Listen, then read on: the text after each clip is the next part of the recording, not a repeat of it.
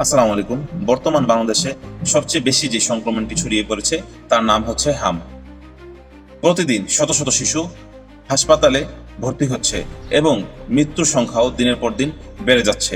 আজকে আমরা এই ভিডিওতে জানবো বর্তমান হামের পরিস্থিতি এবং আপনার সন্তানকে এই মরণবিধি থেকে কিভাবে রক্ষা করা যায়। স্বাস্থ্য অধিদপ্তরের তথ্য মতে এই বছরের শুরু থেকে এখন পর্যন্ত হাজার হাজার শিশু হামে আক্রান্ত হয়েছে। বিশেষ করে ঢাকা এবং রাজশাহীর অবস্থা সবচেয়ে বেশি করুণ।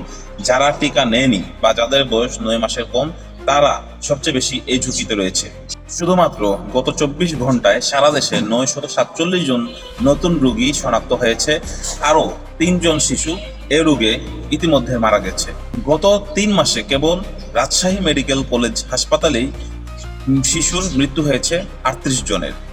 ঢাকা, চট্টগ্রাম, রাজশাহী, ময়মনসিংহ এবং সিলেট সহ দেশের 56টি জেলায় হামের সংক্রমণ দিনের পর দিন ছড়িয়ে পড়ছে। বিশ্ব স্বাস্থ্য সংস্থা WHO বাংলাদেশের বর্তমান এই পরিস্থিতি নিয়ে গভীর উদ্বেগ প্রকাশ করেছে।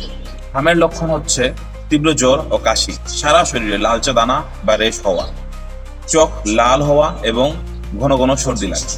হামের একমাত্র প্রতিরোধ হচ্ছে MMR টিকা। আপনার সোনামণিকে টিকা কেন্দ্রে নিয়ে নির্ধারিত সময়ে টিকা নিশ্চিত করুন এবং শিশুর জ্বর বা গায়ে গুটি দেখা দিলে দেরি না করে চিকিৎসকের পরামর্শ নিন এবং আক্রান্ত শিশুকে অন্তত 2 দিন ভিটামিন A ক্যাপসুল খাওয়াতে ভুলবেন না।